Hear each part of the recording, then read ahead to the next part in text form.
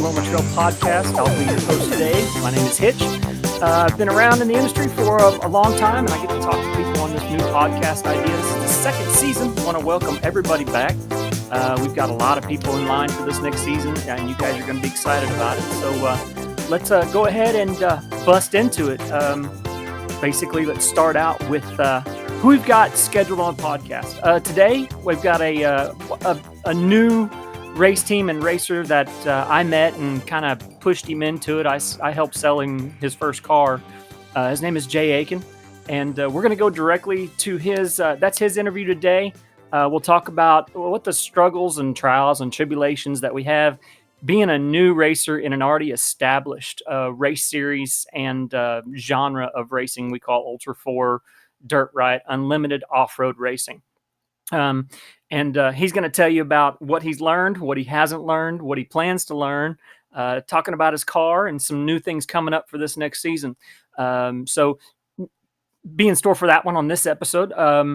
The next episodes, I'm still working on scheduling, trying to get these guys into the studio, or at least on a phone. They're all prepping for this next race, I believe, is Ridgecrest. And so we're trying to work all the kinks out to where we can get them all scheduled in. But this season, I have guaranteed Jason Shearer will be on there on 1 week. Disco Derek West. Me and him go way back. We used to wheel back in the day before he was even racing. And then Mr. Alan Johnson from Ultra 4 and also White Collar Publishing. He takes some of the really good photos, and he has a different eye for what most off-road racing photos look like. He does a lot of personal candid shots of the racers and of the people in each series and of his team that he used to be with, Let's Roll Off-Road. And then I've been talking to Shannon Campbell and the Campbell Enterprises in general. Don't know when that's going to happen. He's busy. He's very busy, so is Bailey, and so is Wayland, and everybody in that family is always going 90-0. I also have a business owner that sponsors a lot of race teams out there in Dirt Ride, in Ultra 4, in Trophy Class and TDRA and all that. And he also has a new product out. So we're going to talk about it in the upcoming podcast. It's Todd Stoffer with Custom Splice. He actually just came out with a recovery ring, which is really ingenious idea that basically replaces a snatch block. And it's very unique. We'll have him on the podcast to explain that. And I'm working with doing some cool videos for him as well. So now this podcast, we're based off of Anchor podcast, but you can listen to it in numerous different spots. You can listen to it on Anchor, of course, Spotify, Apple Podcast, Breaker Podcast, Google Podcast, Overcast, Pocket Cast, Radio Public, YouTube, and Facebook. So you can go to any one of those spots and listen to the whole thing in its entirety.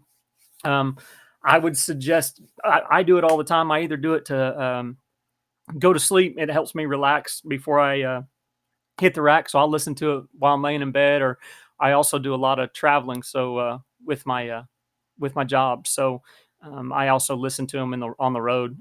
So I would suggest doing that, or heck, if you just want to sit on the couch and drink a beer and with me and listen to the podcast, listen to the interview, go right ahead. But there's a ton of places you can actually listen to it. Next thing on the list, we lost a very, very influential person in the off-road industry a few weeks back.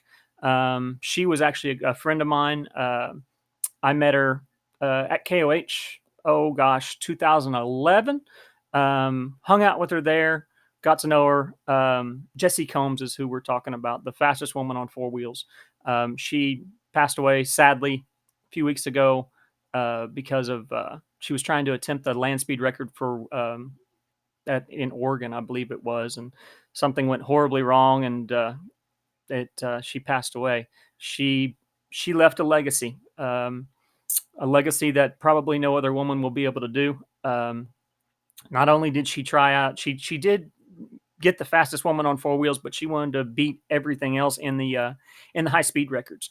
And so she was working on hitting, I think 512 is what she was planning on hitting at when this accident happened. Don't quote me on that, but anyway, she was one girl that I remember waking up to on Saturday mornings, turn on the TV and watching her and Ian Johnson on Extreme 4x4. That's where I first found her face and saw what she could do. And she was a better fabricator than most men out there. And she was an influential person to a lot of young women out there that basically she was proving a point that she can do everything that a guy can do and probably do it better. Um, I met her. I hung out with her again at all the other KOHs before she raced, and then I actually got to interview her at her first KOH, where she actually was in the car. She was with, oh gosh, I can't remember his name. I've got a picture of it somewhere. Me and Tech Tim interviewed her. It was really neat, and then we got to know each other. We did. I remember one time. Some of you old timers remember this Save the Hammers push that we had, and D Squared and a few other racers and teams got together and made had a big party to benefit Save the Hammers, and I actually got to sit and talk with Jesse while we were all there at that party. And I remember having just a small conversation of she said her father wanted her to get on a dating website because she was single, and she tried telling her dad, "Do you realize how much attraction I would get and probably get some freakoids and all kinds of things like that." Which it was funny just to listen and talk to her um, and have a good time. I saw her at SEMA every single year I went. I went 4 or 5 times to SEMA and other KOHs and everything else. So our from See You on the Trail's heart and Hitch's heart, I want to say my thoughts and prayers go out to all of you.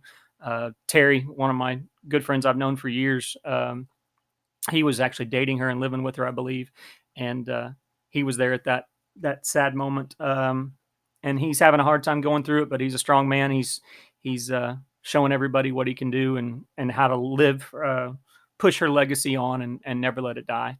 So thoughts and prayers go out to all of the family, friends, teammates, everybody for that loss. The 4-wheel drive community had lost a big one there.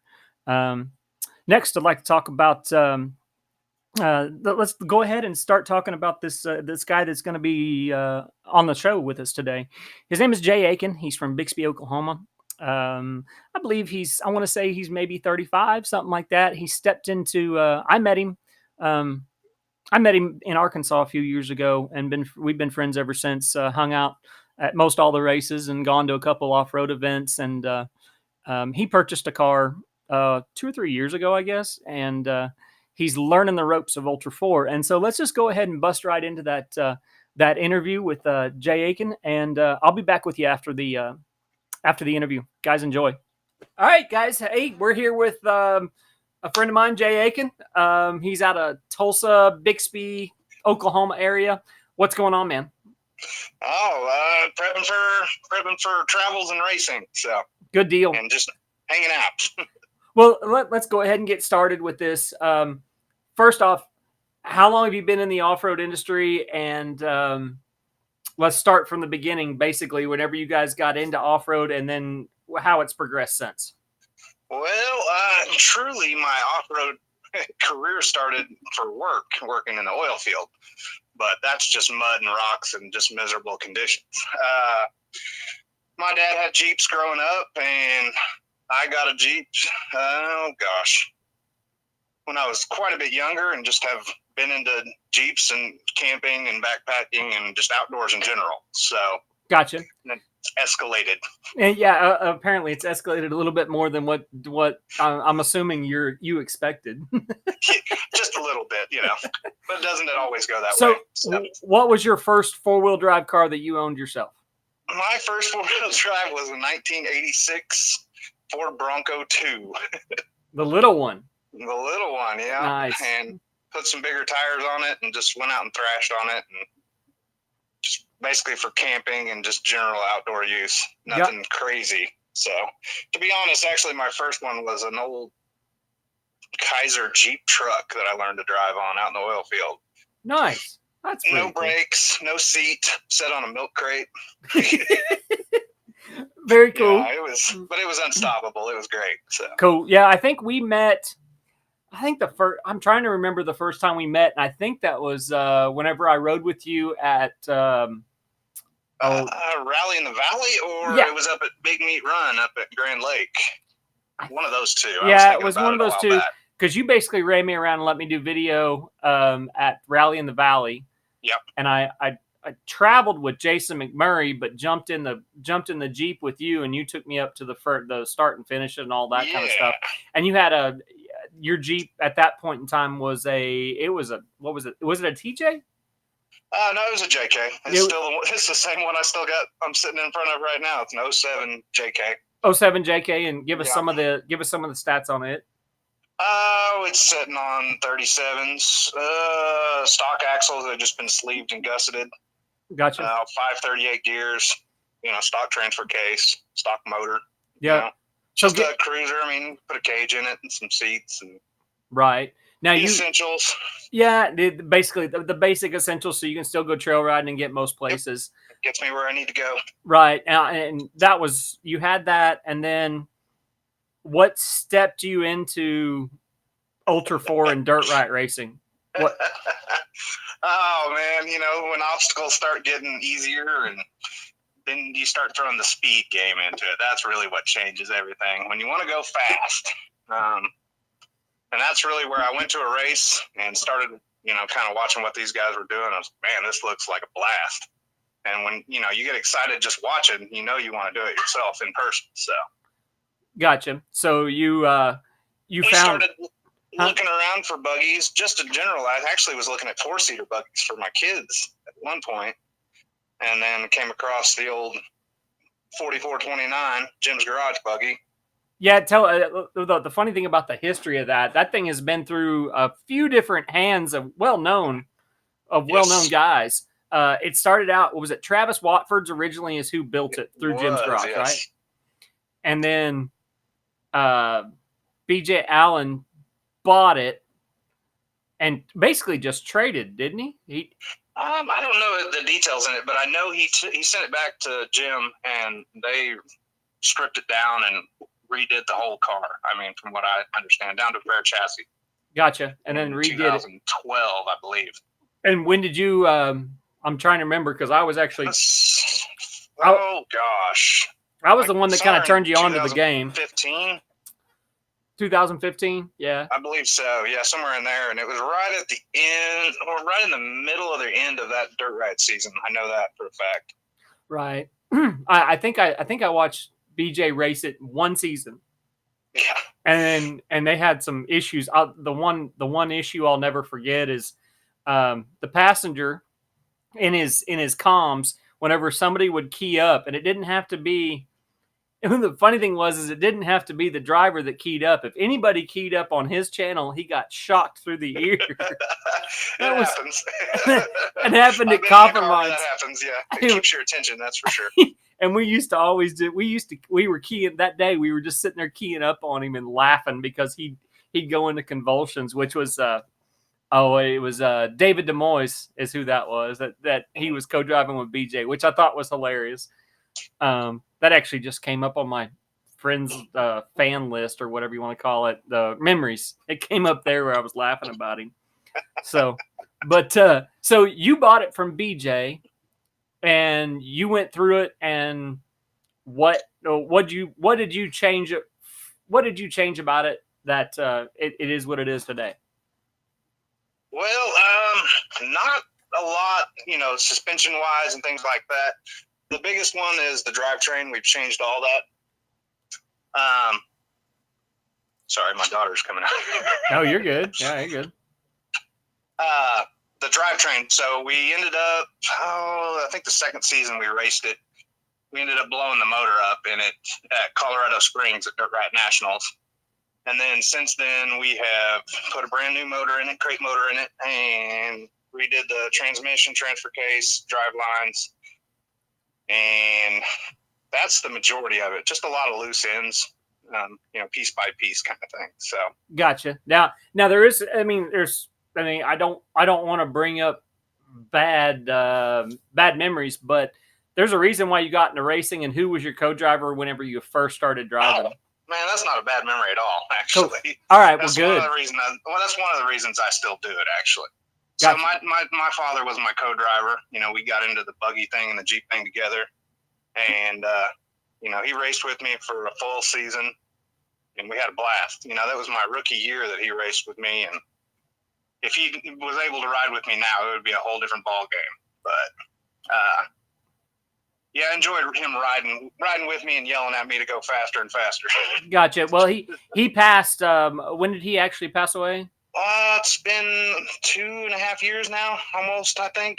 Gotcha. Yeah, and he passed away of cancer, didn't he? Cancer, yes, he did. Yes, unfortunately, but he had a good run. He in his last 10 years he traveled the world and rode in race cars, and yeah, a lot of stuff that we've all kind of wanted to do, and it kind of makes me look at my life in a different aspect. I should get out there and do these things while I can, because you never know. So yeah, that's very true. Yeah, I met him. I think I met him in Mill Creek at one of the dirt riot races in Mill Creek, Oklahoma. That was the first time I ever met him, and he's a good dude. He was a little out there, but he was always nice and fun to hang out with.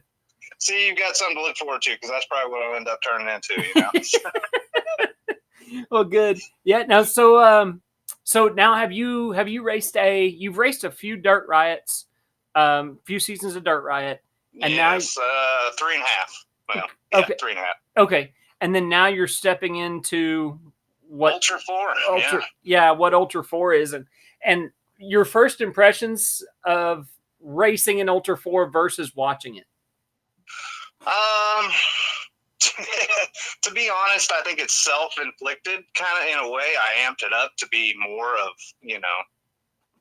a whole different ball game. But once you get down on the starting line, I think it's really the same thing as dirt riot or any other series. So right, yeah. I mean, do you feel that that Ultra 4 can be? I mean, how much more expensive is dirt riot versus Ultra 4? I think Ultra 4, just for the aspect of the dirt riot. Let me go back to dirt riot. They have a central series, an East Coast series, a mountain series, and so on. So you can race a whole series and still stay within, traveling distance of 1,000 miles on a regular trip. Now, if you want to really be competitive in Ultra 4, that's where it gets you, is the travel time. Gotcha. So you drive to the West Coast or the East Coast for a race, but that's where it really adds up, I believe. In the travel times, yeah, correct, yeah.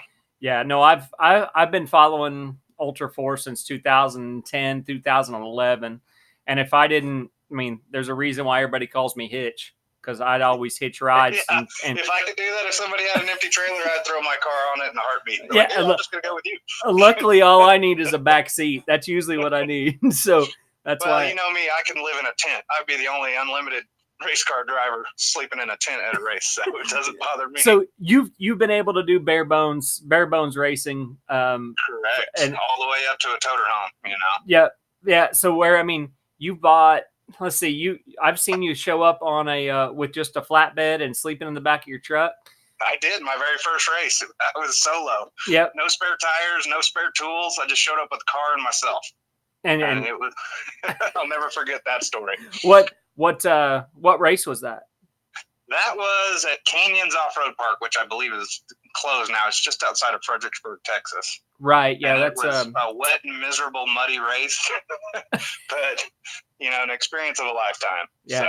Well, that's cool. And then, so now, have you done an Ultra 4 race yet? I attempted so far. We did the Oklahoma race earlier this year. Gotcha. On top of 2 dirt riots in that same month. Yeah. And it was lessons learned. Let's just say that. Are the courses different per Ultra 4 versus dirt riot?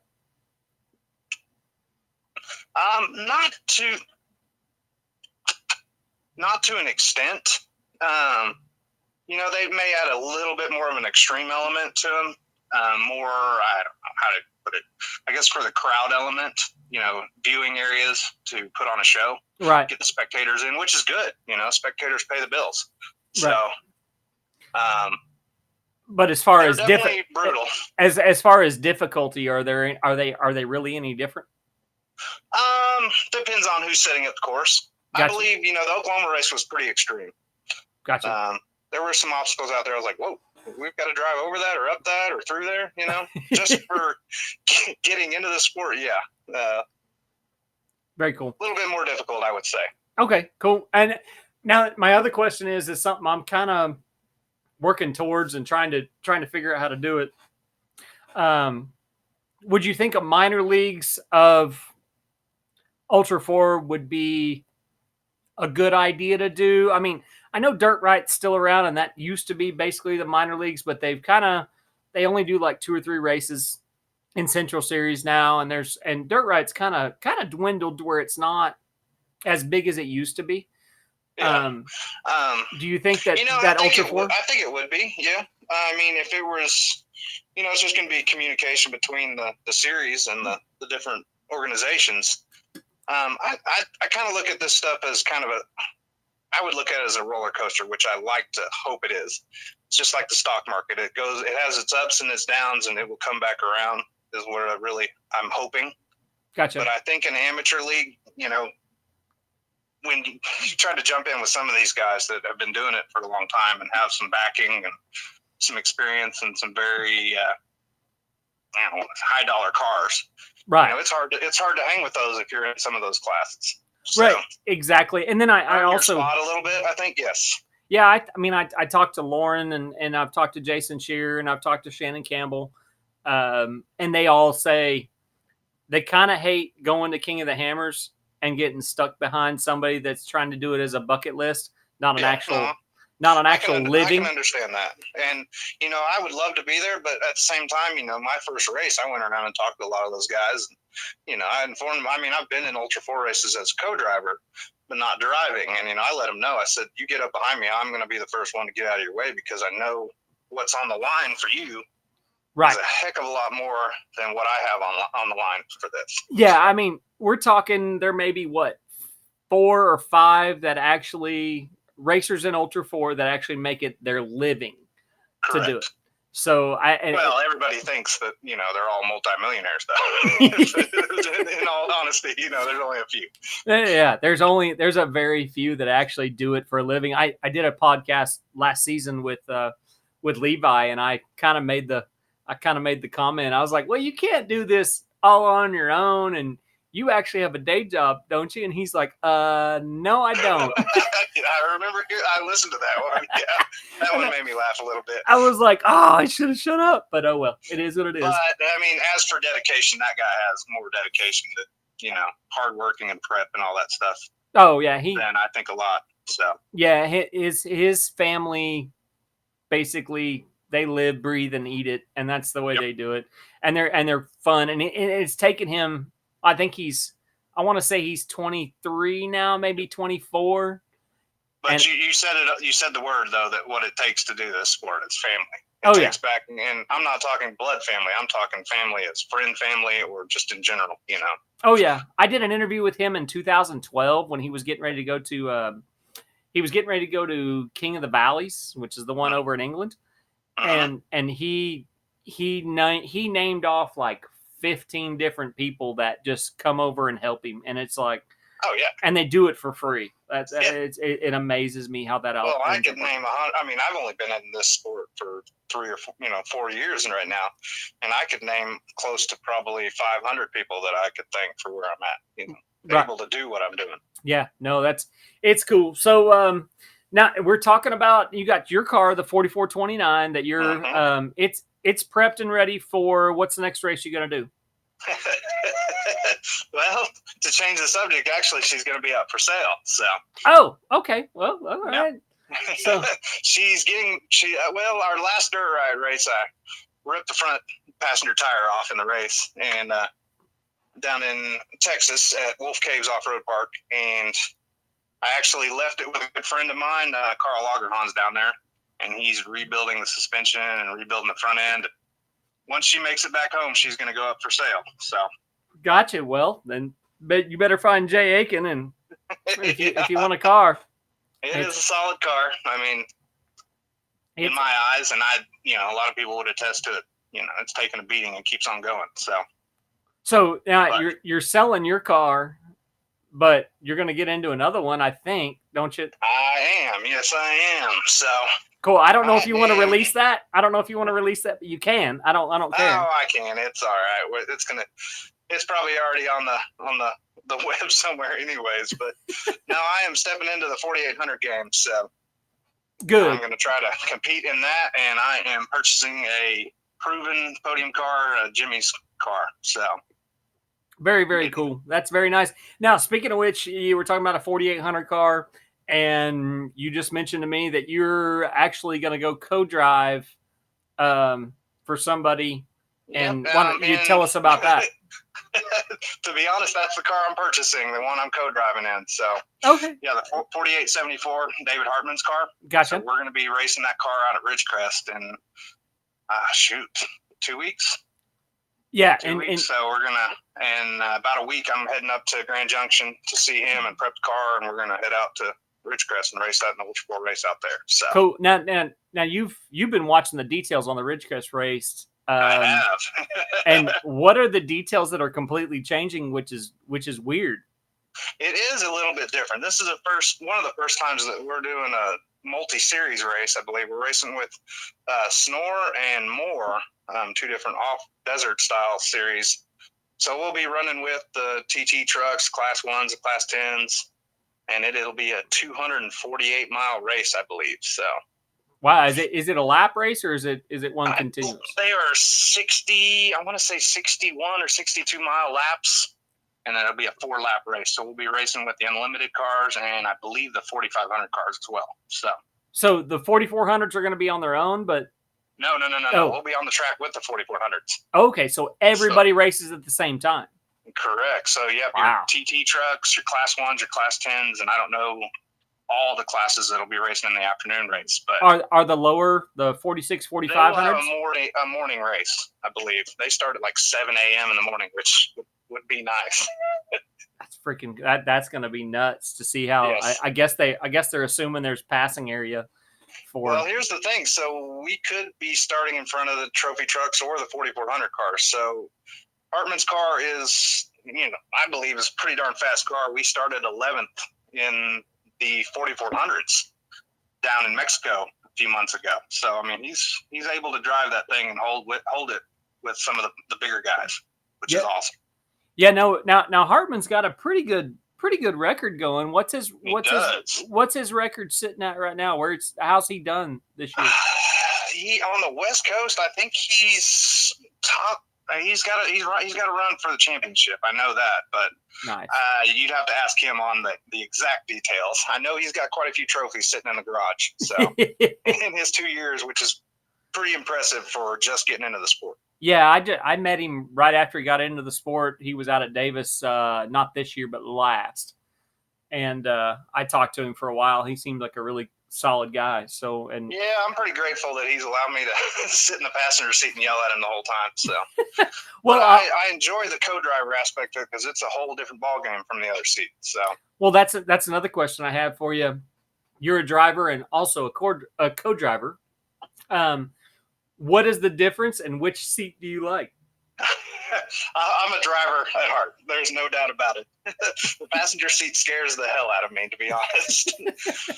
But I think knowing both aspects of it and kind of knowing, the driver and what they like and being able to step back and look at things in a little bit different light, I think in the long run, I think can make you a better driver. So. No, and I'll agree upon that because that's something that you actually get to see the right-hand side versus the left-hand side, and it actually is probably a good move for you and almost any driver out there in Ultra 4 desert racing in general to get in the other seat and realize I had some choice words, hitting trophy truck whoops down in Mexico a few months ago at speed. I was joking around. I said, you should just give me one of those little baby toy steering wheels in the passenger seat and I'd probably be all right. Yeah, as long as you have one in your hand, you're all right. Exactly. Yeah, we may not go the way I want us to go, but, it makes me feel better. So let's go ahead and talk future. You say you're going to purchase this car, this car that's going to be racing. Deposit down on it, so. Got it. And then, so. As long as we don't yard sale it, which is not going to happen, but. Let's hope. Yeah. So you We're got still gonna push to the limit. So gotcha. And then after that, are you going full Ultra 4? Or are you going to race Dirt Riot in both? I'm or gonna race anything I can get my hands or get into. You know, if the time allows and the car's ready, I'm gonna race it. I'm gonna try to do a little bit of the TDRA stuff, which is the Texas Desert Racing stuff next season. There's a couple of races that I want to get into there with Carl. A little bit more longer time in the car. Gotcha. And then they're starting to show up some series around us. I think they had a little race up in Jay, Oklahoma, just this last weekend, which I'm trying to see. You know, they did a lot of UTV short course stuff, but I didn't know about that. I want to see if they've got a little short course kind of up there at Mid America Off Road Park. I didn't make it up there, but some of the video looked really nice. So yeah, and then you've also got Outlaw Racing. Outlaw Racing, correct? Yeah, which a little bit shorter time than when I want to be in the car, but I would give it a whirl. You know. Well, Outlaw Racing is really fun. I mean, I grew up. Well, I didn't grow up. I was already an adult, but I also watched. We've never really grown up, have we? Exactly but it's got the XRA feel to it. Correct. And that's why I like it. And I think that's one reason why old Disco Derek is doing really well at it. He's that's what he grew up doing. Hell, that's what Lauren grew up doing. You know. True. See, I don't have the competitive rock crawling background, but yeah, I do love some rock crawling. Yeah, no, but Outlaw's fast rock crawling. So true. And you still have Wee Rock, which is really cool. Yep.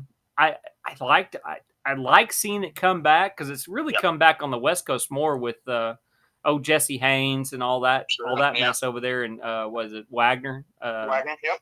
Yeah, Laser Nut guy. But it's neat to see it actually come back. But the little short course fast racing side by side, I like the Outlaw series. Oh, I agree. I went to a couple of the races 2 years ago, and it's a blast to watch. You know, I just like to be in the car at least an hour, you know, if not more. Yeah, there was and in fact, I've been watching something on Facebook. This brings it up. I know what you're talking about. Dude was all upset about it just being an hour. Why am I going to drive this far just for an hour? And I'm like, all right, well, you want it for 4 hours? Come on. See if you can handle it. Yeah, and I'll tell you what, the first I see both sides of it. The first dirt ride that they ever did was at Copper Mines Off-Road Park. And everybody I saw come in and finish the 4-hour race, they were beat to death and they were done with it. They didn't want a 4-hour race, and that's how it all got. You know, you go to Ram Off-Road Park, an hour and a half, or 2 hours on that race course will kick your butt. I mean, it is high speed, constant. You know, I mean, there's jumps, there's turns, there's everything there. Oh, you will take a beating there. That big one at Ram Off-Road Park where you actually have to jump the gap and then the gap jump. Yep, it should still be there. So. Oh, I'm sure it is. It's probably you hit it twice. You hit it once, and then you got to do another jump to make it up to the top. Correct. And you can't crawl it. He doesn't like anybody crawling it. You've got to jump it. Yep. So. Yeah, I saw 2 or 3 people just case that jump, and in fact, old Mark Munson, the old man, everybody knows who he is. I saw Munson case it and break his back on it. And it's not. We don't need to be talking about broken backs. Yeah, don't want to go down that road. Yeah, no. That was years ago. That was probably 15 years ago. I want to say when that happened. And safety has completely gotten so much better since then. Oh, so, yeah, I agree completely. Right just 4 years ago, they didn't even really require a Hans device. So you could still race with like a donut or a neck donut or anything. Well, and I'll tell you what, I thought the neck donut, the reason why my neck was always sore was because of the weight of the helmet. But it turns out it's me going back and forth and yanking back and forth on my head. Yep. And I didn't think a Hans would help or a. Oh. But it's night and day. Night and day. It's completely, yeah, you're right. It's completely night and day what it makes a difference. The neck donut is a joke anymore. And then not to say that you don't hit something hard enough, it will still hurt. Yeah, I actually my first time out to out to Ram Off-Road Park in Colorado Springs. I went with Derek West, and he cased a jump and flopped over on the side. I still have parts from his vehicle like on my little display thing, but Nice. he hit it. And I sent him a picture of it probably 6 months ago. I was like, "You remember what this is from?" He's like, "Yep," and I still feel it. And he was wearing a Hans device. He had, well, it wasn't a Hans. I don't know if he had a Hans or if he had the whatever the other one was, that the other restraint. Next gen. Next There's gen. the Simpson. Yeah, I think he had a. Yeah, I think he had a next gen is what he had. But he's like, "Man, I still feel that. It still hurts." Because he basically just nosedived into a whoop and just went on his side. There was no. Yeah, it screwed up everything. He had it. He had the race, and he was in third gear instead of second and goosed it, and There wasn't enough there. There wasn't enough there. So, but yeah, he ended up getting third place, and Lauren ended up winning with his old car / 2 times old car. Got it. A few cars ago. Yeah, two or three cars ago. But anyway, we're trying to get him on the podcast, but he. Who, Lauren? Yeah, Lauren. Yep. Lauren doesn't think this is a good one. He's been pretty busy. I mean, he's just got off a second place at Crandon, so. Yeah, he did get second place at Crandon. The only reason he got second place, and I believe it's still his full-time career. So. Oh yeah, it is. Yeah, he quit. He was working at Core Lab, and now he's quit that. But the only reason he got second place is because Casey Curry. Yeah, hey, can't overdrive a car though. Yeah, it's true. I don't know what happened to Casey. I never met Casey. I'm not talking bad on him. But, oh no. Stuff like that happens. I think me and you were talking back at some point in there, and I was like, "Wait a second, don't talk too soon." Yeah, because it was. He pulled over, and I don't know if he was overheating or what the problem was. How about the race at Crandon? What'd you think of it? I haven't done a lot of the short course stuff. It's not, I guess, as exciting to watch. I would kind of compare it to, I don't know, maybe baseball or something like that. Watching it on TV is not the same as watching that stuff in person. Right. Smelling the race gas, hearing the motors. Yeah. The dust is flying. In person makes a complete difference. Yeah. But they had the first night races had some rock courses to it. I did see that. I saw Von Gittin try to hit that hill in two-wheel drive or something on the rocks in two-wheel drive and just smoking them, but he made it. Yeah, and Casey got that win. Did he? Yeah, he got that win that night, and the next day he came out and he pulled over for some odd reason. I don't know why Casey pulled over, but he did. Yeah, he was only a couple laps in too when it happened too. But I mean, he had quite the gap on them. So. Oh yeah, he had a huge gap. He was doing well.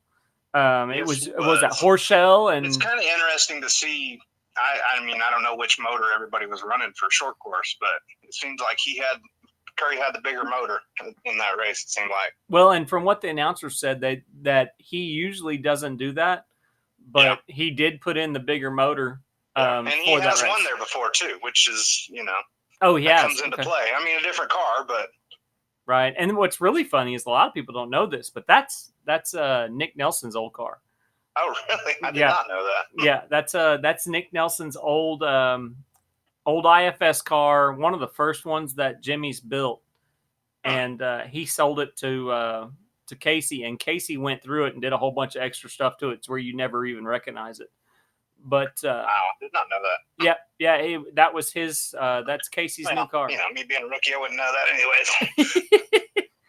But what would you? Let's go back to being basically a rookie in Ultra 4. What would you suggest? What is your best?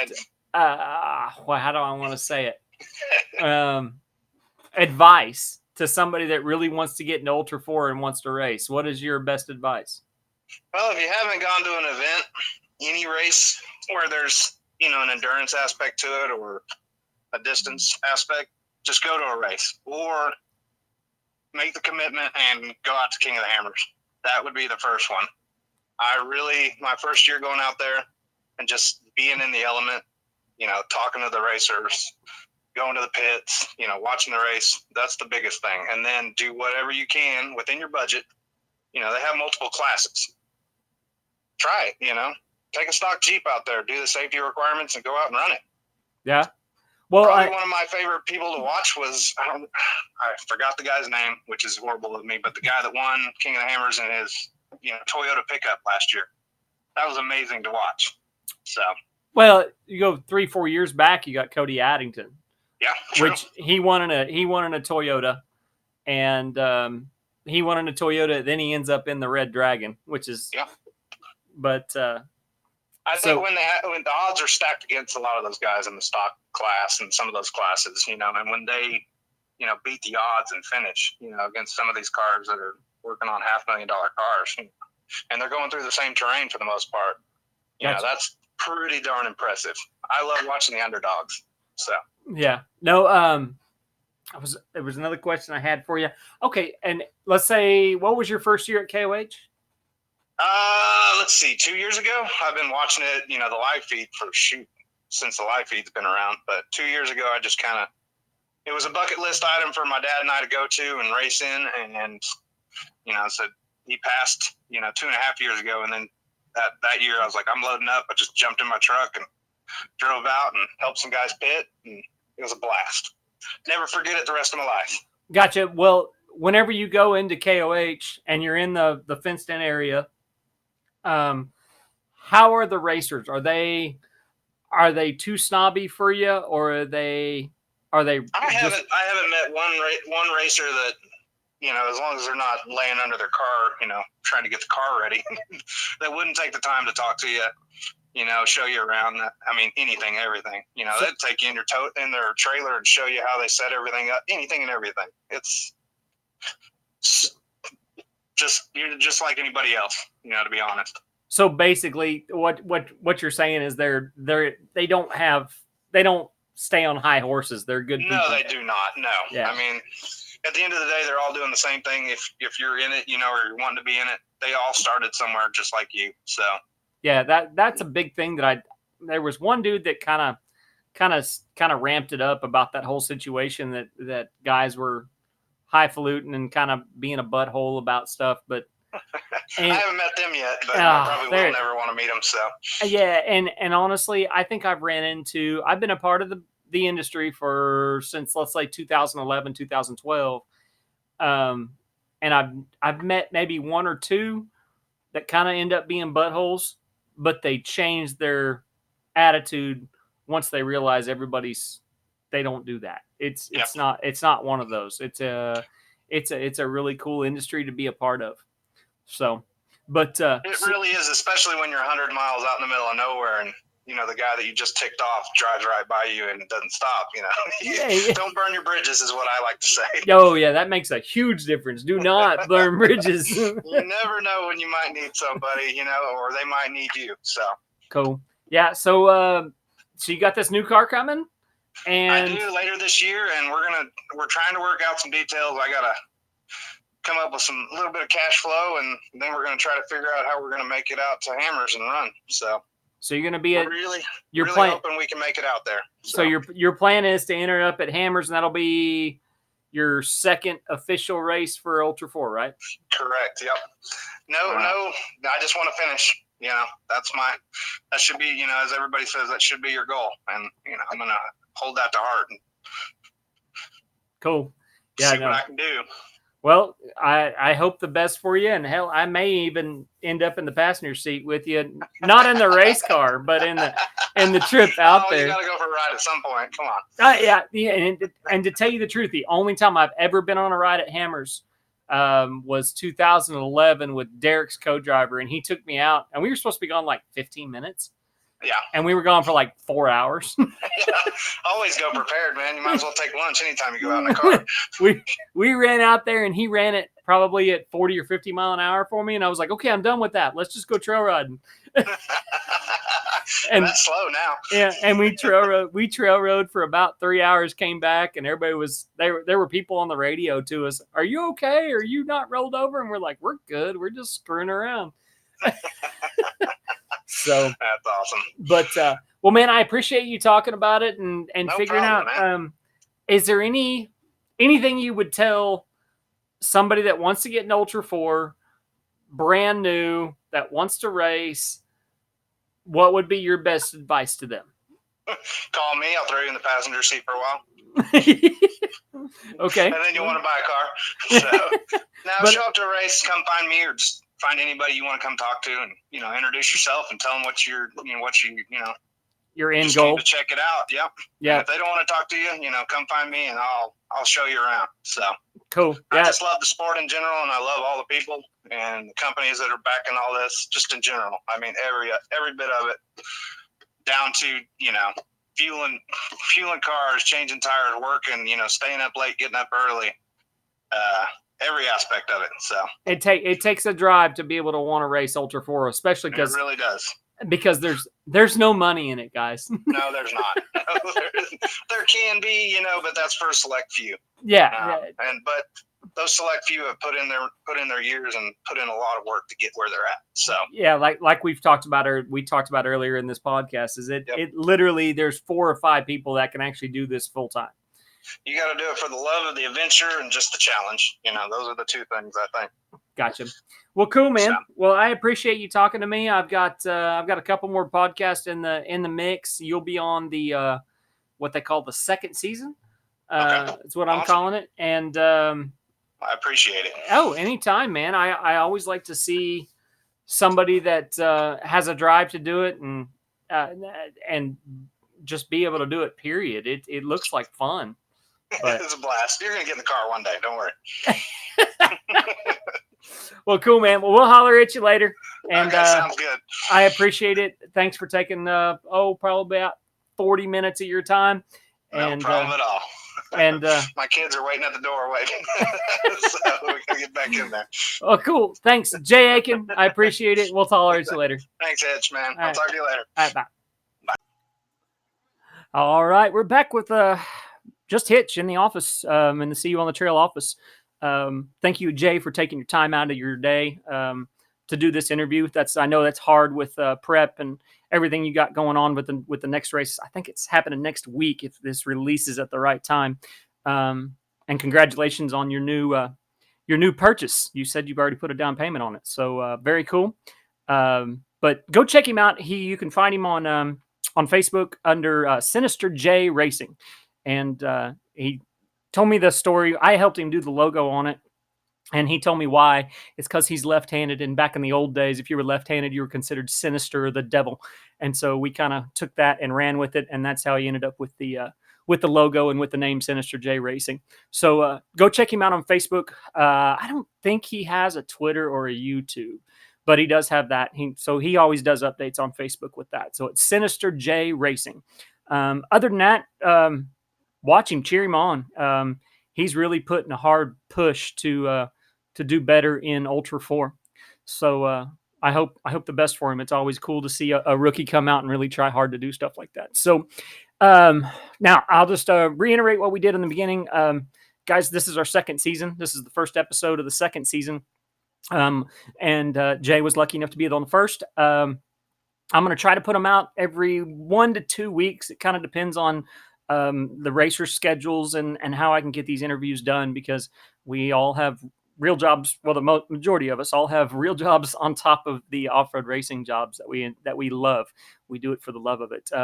So every 1 to 2 weeks, I'm planning on putting an episode out. Like I said, we've got Jason Shearer, Disco Derek West, Alan Johnson from Ultra 4, and Let's Roll Off Road, and then Shannon Campbell and the Campbell Enterprises.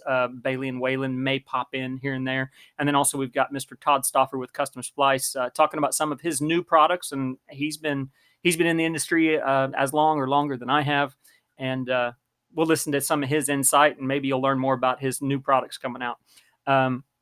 Where you can listen, Anchor Podcast, that's where we're based out of. Excuse me. Spotify, Apple Podcast, Breaker, Google Podcast, Overcast, Pocket Cast, Radio Public, YouTube, and Facebook. Now, the YouTube and Facebook, I'm going to add some pictures in while the interview is going on, so you can actually see and put a name with a face, or a car with a face and a name, and put it all together. All the other ones are just audio podcasts. So go ahead and check those out. And And let's see, I guess anything else I can think of. Next race is Ridgecrest, I believe. It's a West Coast Ultra 4 race. And then next, I believe we may have one more race before Nationals, and then Nationals in Reno, which I would love to go to, but I don't know if that's going to happen. I also want to offer you. I'm considering going back to KOH this next year, and this is the offer that I put up to everybody. I'm picking out 5 racers that want to have a full documentary of their week at KOH. This will include onboard footage, um, in camera or in audio, in car footage, um, footage on race course, interviews in the pit, interviews at the start and finish line. I'll edit the video. I'll give you all the raw video, and I basically put everything together for you so you have a good race package and a promotional company or a promotional package for your race team, and hopefully you can make some more fans, and then also attract some more potential. I hate to say sponsors, but partners. That's one thing I always try to say is it's a partnership. Whenever you when a company gives you a product, or if it's a uh, cash issue, they expect you to do the advertising for them. They're taking money out of their marketing and advertising budget, and hoping that you will pay that back to them. And also sometimes they want you to do testing on new products. That's one reason why I'm real careful when I'm out on race course, because a lot of those are still being R&D'd. So you never know what can happen, and especially when I'm filming out there. But anyway, I'm offering that up to 5 racers, and if you're curious about it, if you want to do it, please feel free to email me at seeyouonthetrail@gmail.com. Just spell it out, no spaces. Send me a Facebook message if you want. I believe my phone number is on my Facebook page, and you're welcome to text or call. But start out with an email, and we'll go from there. But it would be a full, um, it could almost be an hour-long documentary on each racer, and I'm only doing 5 so I don't get overloaded. And this can be in any class. This can be in the side-by-side class. This could be in the T1 class. This could be in the 45, 46, 47, or no, yeah, 45, 46, and 4800 class. It could be in the 4400 class. It can even be King of the Motos. Any of those races, any of those racers that are doing those races, I'm offering this up to you. It's a heck of a deal, considering what some of the other people charge. I'm considerably less. All I'm basically trying to do is be able to break even whenever I go up there. So I've got a 19-hour drive. I'll probably end up renting a trailer, renting a side by side, and spending money there. But yeah, I'm just basically breaking even on this deal. This will go for all 5 racers. So, and it could be an hour-long documentary. It can be pictures as well. Just a bunch of stuff. And I could probably help with packaging, sponsorship packets, partnership packets, as well. I'll also throw in this. This is also available. I can do your social media moderation while on the lake bed. So in other words, that's something less that you have to deal with as a team or a driver. Sometimes the driver tries to do it all, but if that happens, I can take care of your social media, update all of your fans and your partnerships and everything like that. So that's offered too. I'll be doing that all week. So anyway, that's something I'm going to put together. I'll have a post on Facebook here probably the next day or two, stating what exactly you get out of the deal, and I'll also have some people say how much I actually do social media moderation for about 10 different companies, and drivers and racers and stuff like that. So I make sure that there's no bad stuff on their page. They get at least 20 posts a month. I charge a very minimal amount for that per month, but I also do rap design. I do the podcast, just social media in general, Twitter, Instagram, Facebook is my baby. I love Facebook. I'm proud to say we have over 7,000 organic likes. I've never paid a dime to Facebook because some of the things they do is a little shady, and then on top of that, they like to pinpoint you and do bad things. It's just it's really honestly pretty annoying. So I choose to do it all organically, and that means you're also going to have more engaged users and likes and fans on Facebook. So anyway, other than that, guys, thanks for hanging out with us. If you have any questions, feel free to send me an email. seeyouonthetrail@gmail.com. No spaces. Spell it all out. Easy to do. I'm willing to sit down and talk about anything for the most part. So thank you very much. I appreciate it. Guys, we'll see you on the trail.